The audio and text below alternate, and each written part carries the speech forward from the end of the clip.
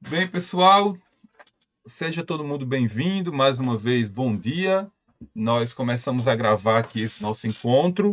Começamos a gravar e hoje nós vamos ter uma aula de gramática, que é uma aula de revisão e retomada dos conteúdos que a gente já estudou, mas é ao mesmo tempo uma aula em que eu vou fazer uma espécie de exercício com vocês. Eu queria saber do meu diretor se ele está conseguindo ver aí na tela dele, aula 11, parte 1, parte 2, está dando para ver direitinho? Aham, Pronto, tá de boa. joia. Então eu posso dar aula assim, do jeito que eu estou. O áudio está tranquilo, a tela, não é? Posso continuar assim, não é?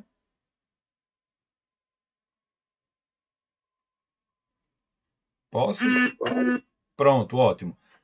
Então, esse material que tem aí em tela, nós vamos lendo, já é uma praxe, né, do nosso trabalho. Nós vamos lendo, eu vou sinalizando elementos e vou pedir que vocês se mantenham concentrados, porque a gente vai passar um pouquinho do intervalo em função da pergunta inicial da aula e dos preparativos aqui, mas ele está programado para ser trabalhado em 40 minutos, certo? Os 5 minutos eu sempre deixo um pedacinho para a gente dialogar, para fazer revisão. Então, nesses próximos 40 minutos que eu vou trabalhar com vocês, eu vou fazer aqui uma espécie de exercício de revisão, que vocês não vão precisar ligar o microfone para participar, não. Eu quero só que vocês tentem responder aí mentalmente, depois peguem esse material e tentem responder o que eu aqui apresentei. E se tudo der certo aí, estou gravando a aula com um outro software, que não o que a gente já usava, vocês vão poder rever a aula e checar se acertaram ou se não acertaram. É muito importante fazer isso, certo? O material avaliativo de vocês já está quase pronto. Eu não consegui ainda fechar, porque eu individualizo, né? Um trecho, um texto, um pedacinho de um capítulo do livro que a gente está lendo, Brasil, uma biografia, de Lila Schwartz e Eloise Sterling. Eu individualizo, então eu tenho de ler direitinho, olhar, enfim, dá um trabalho danado, mas já está quase pronto, certo? Então, a cada trecho enumerado, dados os termos destacados, esse é o exercício. Indique se eles estabelecem o mesmo tipo de relação. Classifique tais termos destacados. Então, eu não quis fazer na forma de pergunta, mas eu posso perguntar. Tá aqui, olha, capítulo 11, Segundo Reinado, enfim, uma nação nos trópicos. É o título aí que as autoras deram, né? Segundo Reinado, enfim, uma nação nos trópicos. O Brasil ali independente, querendo se firmar como nação, né? A minha pergunta é: essa parte em negrito e sublinhado, essa parte com negrito e sublinhado, essa parte com negrito e sublinhado, elas exercem a mesma função? Elas têm a mesma função? Já é um exercício, porque eu estou dando por suposto 11 aulas anteriores em que a gente viu conceitos e viu classificações. Quando vocês forem fazer uma prova, vocês podem se deparar com esse tipo de questão, tá? Quem elabora a prova, ela marca mais de um trecho e pergunta para vocês lá nas letras, né? É objeto direto, é objeto indireto, é sujeito, é aposto, são dois apostos, são três, entenderam? É para esse tipo de questão que eu estou treinando vocês, certo? Então, vamos lá. A ideia de antecipação, de antecipar a subida de. é, a ideia de antecipar a subida de Dom Pedro ao trono, originalmente prevista pela Constituição de 1843, quando o monarca completaria 18 anos, era segredo de polichinelo, era uma coisa que era um segredo de mentira. Todo mundo, na verdade, sabia, entendeu? É assim que eu interpretei essa expressão segredo de polichinelo. Então, principalmente pelo que vem depois. Então, pessoal, olha, pelo conceito que a gente está estudando, a gente tem uma parte do texto, eu vou resolver essa com vocês, e as outras eu vou pedir que vocês digam alguma coisa no chat, certo? A gente começa assim, porque nas outras eu fui colocando uma dicasinha, tá? Então se concentrem aí, prestem atenção e tentem fazer depois, baixem esse material que já ajuda também para uma prova de história, tá? Então, olha, a ideia de antecipar a subida, pelo que a gente estudou, a gente vai ter uma parte desse trecho do texto que a gente chama período. Aqui eu começo o parágrafo no espaço vazio e aqui eu começo o período, né? Esse período vai até o ponto. Então, dentro desse ponto, eu vou ter várias relações entre as partes que compõem esse trecho aí que eu chamo de período, certo? Esse pedaço aqui é o pedaço sobre o qual o período fala alguma coisa. É o pedaço que o período foi escrito para dizer que não era segredo coisa nenhuma. Certo? Então, qual é a parte do período sobre a qual eu digo algo?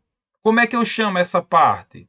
Como é que eu classifico essa parte? Eu estou vendo o chat daqui, olha que legal. Eu acho que eu vou conseguir acompanhar o chat, viu? Então, o que era alguma coisa? O que era? Era justamente esse pedaço aqui, olha. A ideia de antecipar a subida de Dom Pedro ao trono. Então, esse pedaço aqui é sobre ele que o texto está falando algo. Isso aqui é o sujeito. Ok? Então, quem não aprendeu ainda que era. Estou gravando lá no OBS. Então, vocês estão falando ali no chat, né? Então, pessoal, olhe, preste atenção nessa noção, porque aqui eu estou trabalhando também outro conteúdo do nosso programa, que é a questão da vírgula e os sentidos, e emprego de vírgula. Veja que entre o sujeito e o seu verbo, como se eu dissesse assim nos exemplos de vídeo de YouTube, a turma é inteligente, vamos dizer. A turma é participativa. A relação aí é a mesma, tá? Então, quem é algo? É a turma. Então, aí essa parte sobre a qual eu falo usando um verbo é o sujeito, tá? O que eu quero que vocês percebam é que existem as vírgulas aqui. A regra é, você não põe vírgula para separar o sujeito do seu verbo. Está aqui o sujeito, está aqui o seu verbo, certo? Agora, se você coloca outras informações entre o sujeito e o seu verbo, você vai justamente isolar essas informações com vírgula. Por isso que aqui tem uma vírgula, porque tem esse comentário, olha. Originalmente prevista pela Constituição de 1843. Então já vão para a prova de Enem sabendo que existe aí uma possibilidade de antecipar a maioridade de Dom Pedro, quando ele ficou pequenininho, o pai foi embora, foi instaurada a regência, então tinha uma Constituição de 843 que previa isso, né? Então, quando o monarca completaria 18 anos, certo? Era um segredo de Polichinelo. Então, turma, vocês perceberam isso aí, né? Entre o sujeito e o seu verbo não há que ter vírgula. Se você colocar informações, você separa essas informações por vírgulas. Colocam duas, né? Então, agora eu pergunto, a parte em negrito lá embaixo, ela é sujeito? Afinal, já em 1835, se comentava abertamente, entendeu o que é um segredo de Polichinelo? Entendeu quem está interessado em lógica? Se segredo de Polichinelo, enfim, se era segredo de Polichinelo e se comentava, então, entendeu? Essa é usando lógica para interpretar o texto. Então, era um segredo de mentira, né? Era um segredo falso. Afinal, já em 1835, olha, bem antes, né? Se comentava abertamente a necessária, que era o que se dizia na época, por isso as aspas, coroação do imperador. Mas foi em 1840, com a criação do Clube da Maioridade, então é um dado histórico aí para vocês memorizarem e colocarem no coração, né? Em 1840 foi criado um grupo para pressionar para que deixasse de ser regência e o imperador assumisse, né?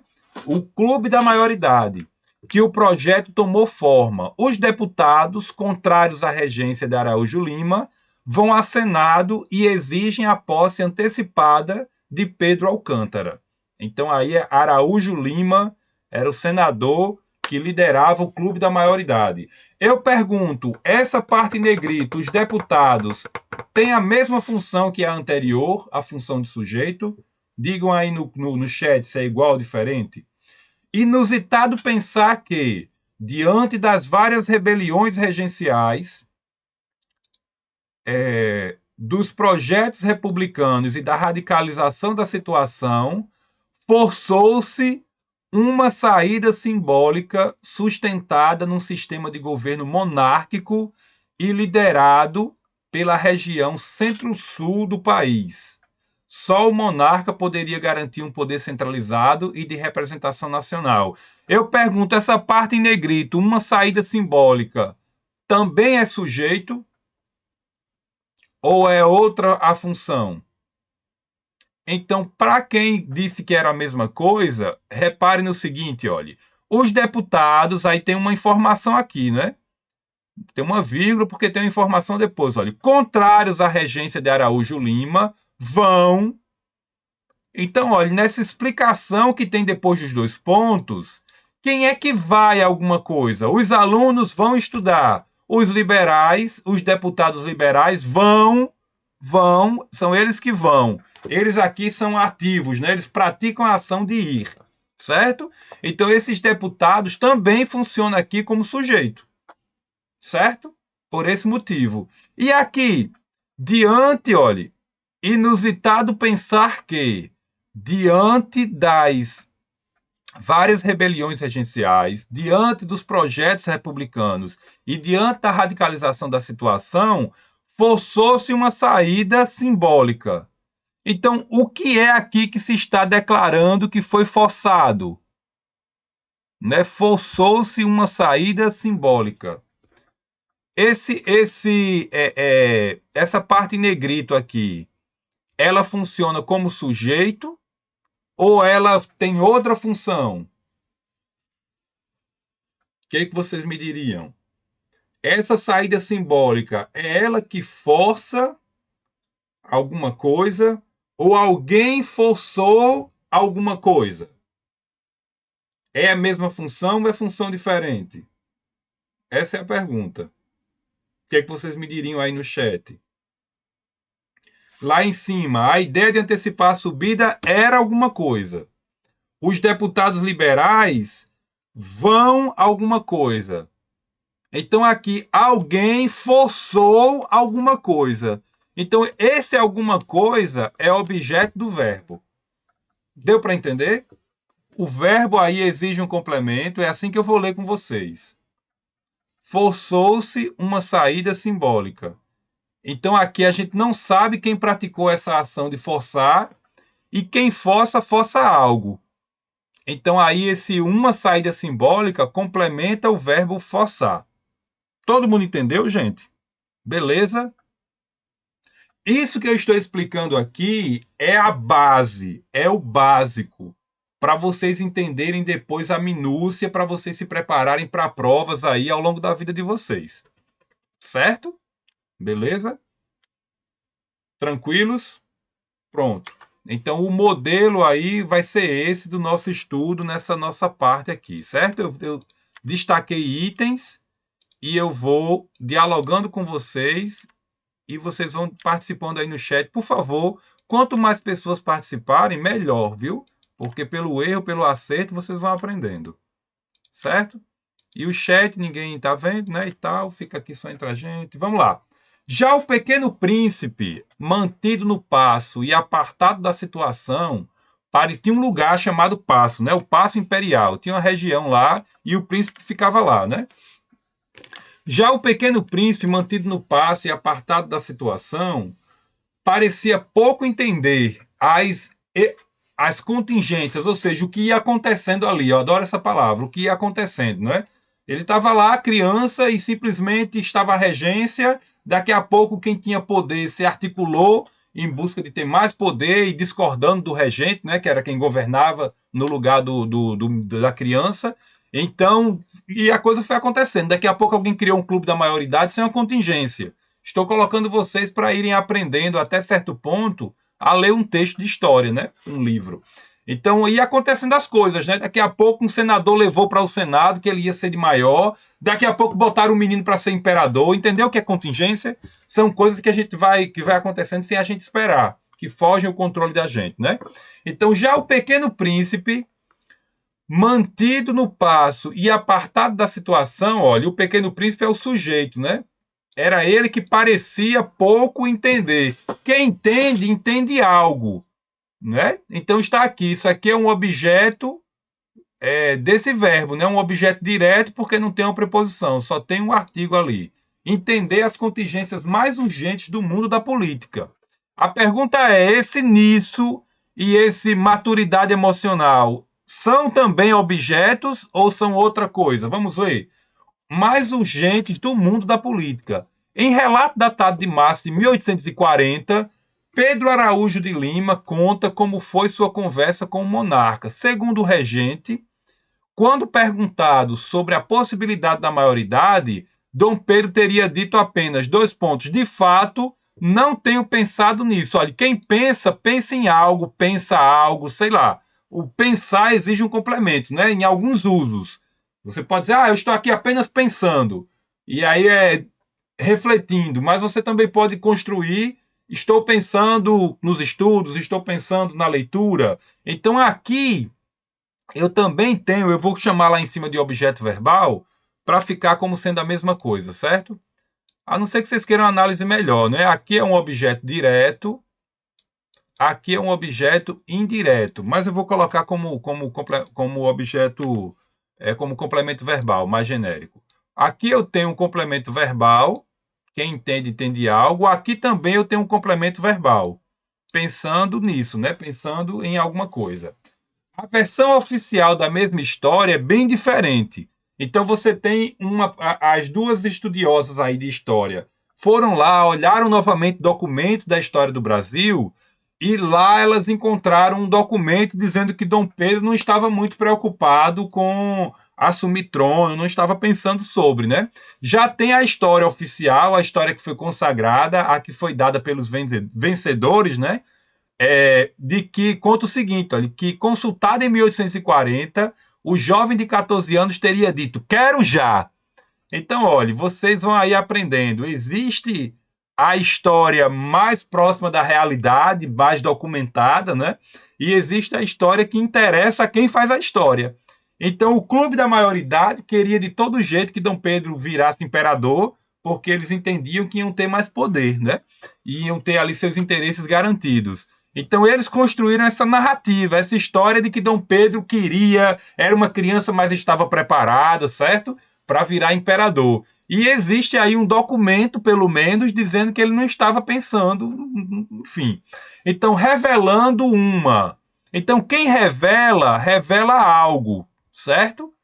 Vocês já revelaram? Revelaram o quê? A fotografia, ninguém nem faz mais isso, né? Então por aí vai, certo? Alguém forçou alguma coisa, forçou, né? Então revelando uma maturidade. Então está aqui, olha, o complemento verbal. Então eu estou de uma vez só fazendo um exercício, ao mesmo tempo aprendendo um pouquinho de história com vocês, pílulas, né? Vocês, para saberem isso melhor, têm de estudar.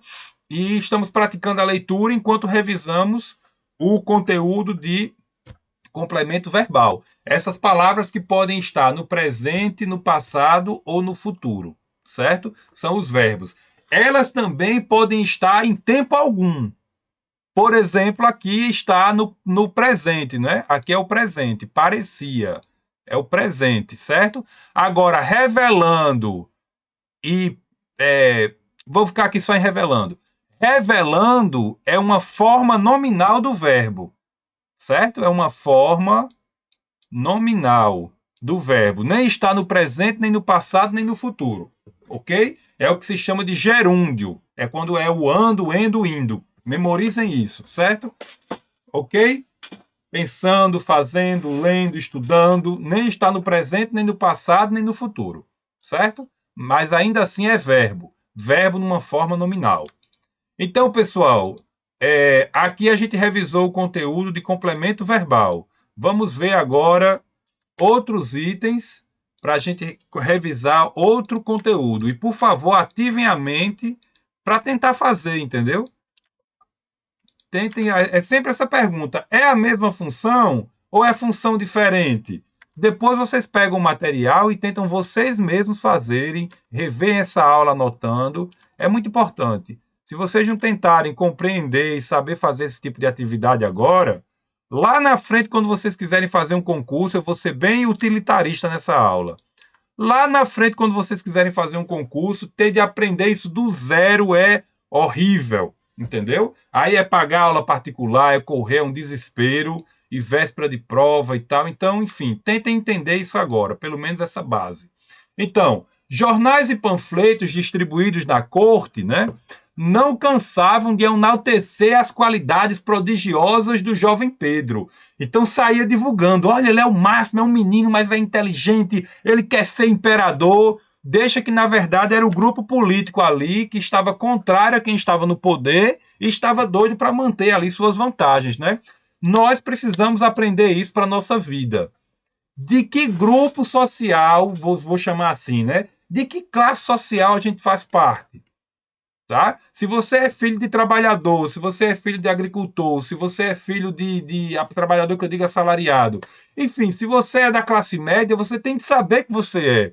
Sob pena de você estar apoiando projetos, apoiando políticos, apoiando quem está no poder a tomar medidas que, na verdade, prejudicam você. Entendeu? Então, esse grupo aí, ele se articulou em busca dos seus próprios interesses. O que é cruel, no nosso país, pelo menos, não sei em outros, é que quem mais precisa da ação política e quem mais precisa do poder público é mal informado, é desorganizado e não tem nem consciência de si mesmo. O cara acha que porque ganha 5 mil reais ele é rico, porque ele vê um monte de gente que não ganha nem 1.000, então ele pensa que ele pode pensar como rico e vai se dar bem. E na verdade ele só vai se dar no mal. Eu poderia falar mais sobre isso, mas eu vou ficar só nessa pílula.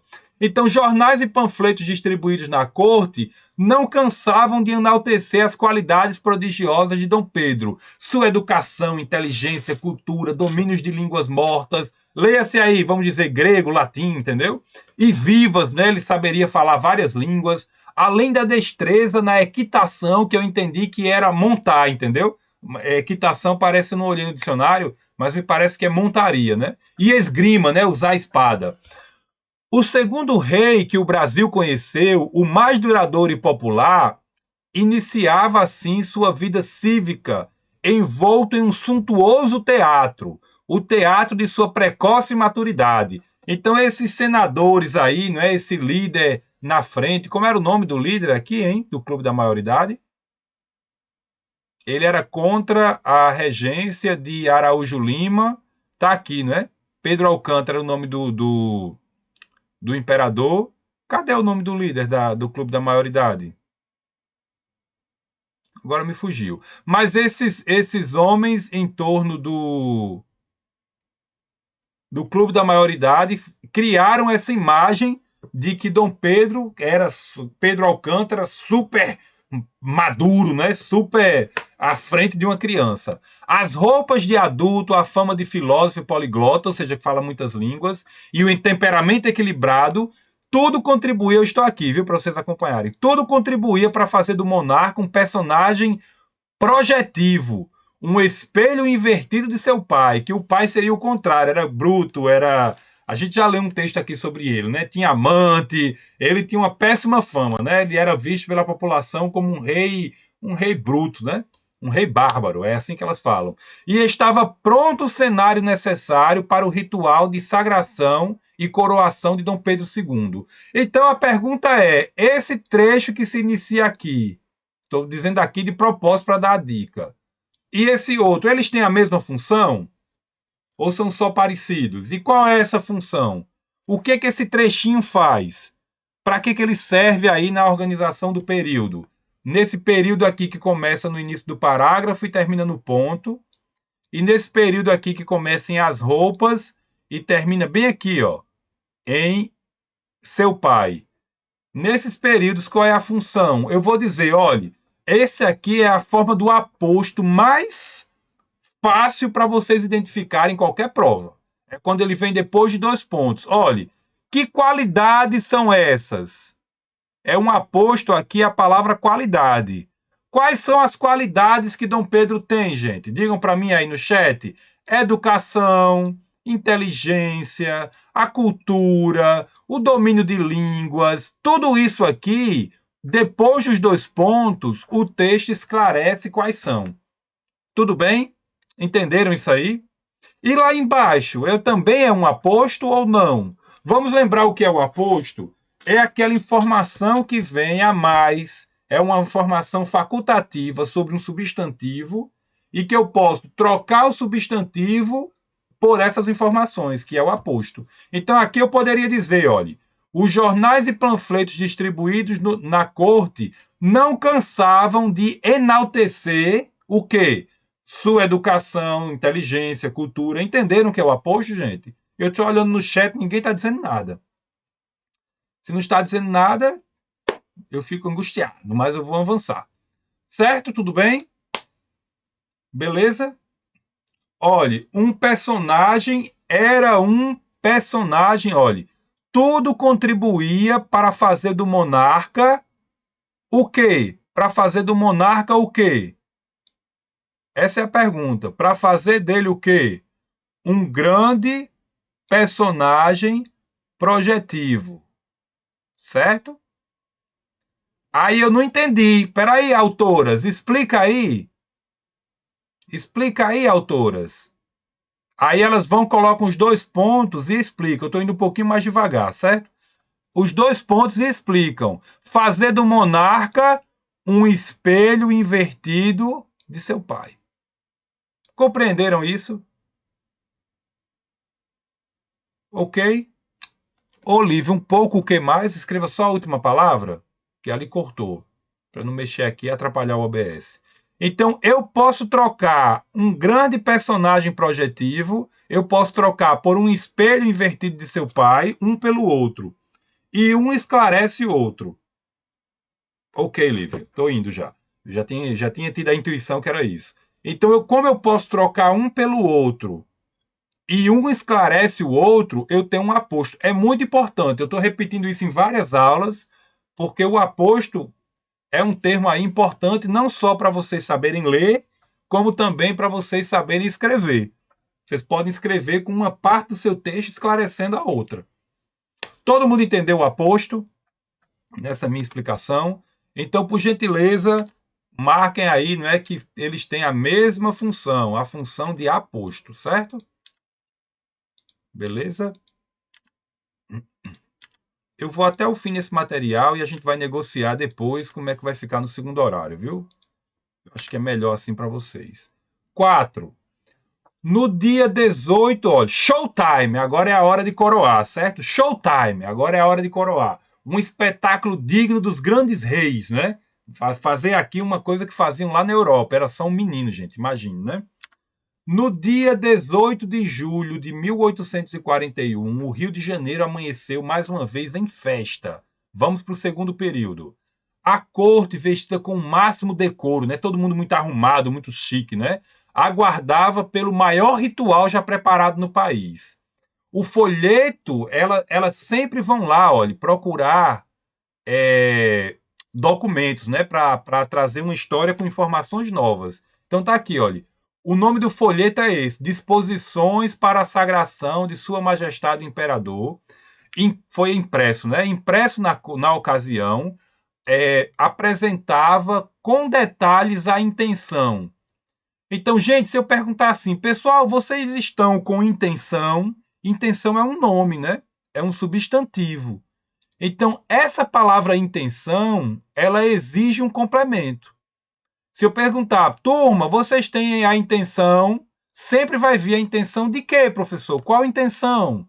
Então, isso que completa um nome é um complemento nominal. Aquele outro aqui é um complemento nominal, vamos chegar lá, né? Com detalhes a intenção de ostentar a grandiosidade do Estado monárquico. O Estado, esse poder que está sobre nossa cabeça, quando a gente nasce, ele já existe e controla a vida da gente, né? É quem diz que você, para ter certo salário, em certo cargo, você tem de saber gramática. Pronto, se você não souber gramática, provavelmente não passa num concurso público. Então, esse poder que na época era um poder monárquico. Hoje é um poder republicano, né? Hoje é um poder monárquico. Lá era um rei que passava de geração a geração o seu poder, né? Então, a grandiosidade do Estado e ilustrar como ele iniciaria uma nova tradição. Então, a ideia era fazer de conta que estava começando do zero, né? 3 programas que tratavam do cortejo, da sagração, da recepção e das normas para o banquete, compunham um pequeno volume de 10 páginas, fartamente distribuído. Então imprimiram 10 páginas e distribuíram a todo mundo para dizer como é que ia ser essa cerimônia, e a intenção era transformar aquilo numa coisa linda, numa coisa marcante, para botar o poder desse pequeno menino na cabeça das pessoas que estavam ali. Eu pergunto, do cortejo é também um complemento nominal ou tem outra função? Veja, olha, que quem trata de algo. Então aqui, mesmo eu tendo preposição em um e em outro, eu tenho aqui um verbo. Como é um verbo que está no presente, é um complemento verbal. Eu notei que muitos de vocês nas análises confundiam isso. Então é preciso estudar melhor o que é substantivo para saber distinguir do que é um verbo, para poder identificar o complemento verbal e o complemento nominal. Isso, para mim, tem a grande vantagem de desenvolver a inteligência, certo?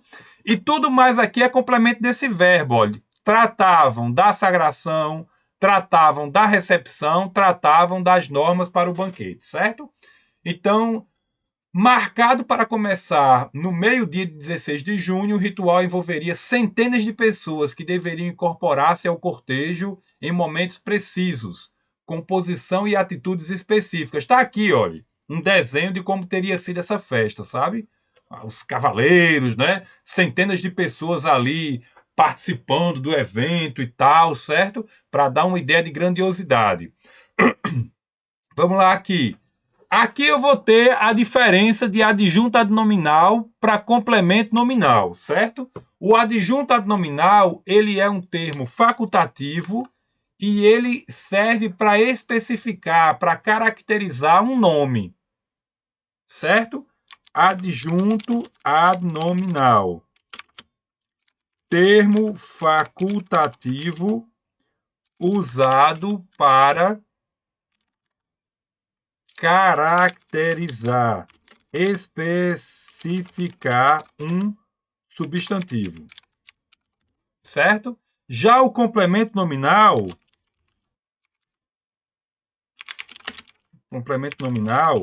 é um termo integrante, ele integra, né, o significado, ele integra o próprio nome, ele precisa estar ali. É um termo integrante empregado para um dado nome,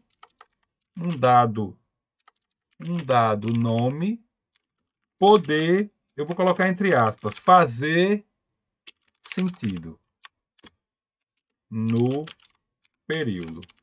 Então, se você não tem o complemento nominal, você consegue até comunicar, consegue construir uma frase gramatical. Se você não tem o complemento nominal, o seu período fica defeituoso. Aí eu pergunto, esses termos destacados aí, são complementos nominais, são adjuntos adnominais, ou um é complemento nominal e o outro é adjuntado nominal? Essa é a pergunta, certo? Então vamos lá. A abdicação de Dom Pedro I, em 1831, instaurou o período das regências. Esse das regências completa o nome período ou ele caracteriza, especifica o nome período? Certo? A gente está ao mesmo tempo estudando gramática e estudando um quê de interpretação. As duas coisas andam mais ou menos juntas aí, né? Marcado por muitos experimentos políticos, mas também por grande instabilidade social. O herdeiro do trono, então com 5 anos, diga aí, gente, não poderia governar até atingir a maioridade. A aclamação realizada pelo legislativo representou, assim, uma tentativa de reforçar a simbologia que o pequeno imperador carregava e minimizar os impactos das bruscas mudanças no governo. Eu pergunto, de reforçar aí, tem a função de caracterizar a tentativa ou integra o sentido de tentativa?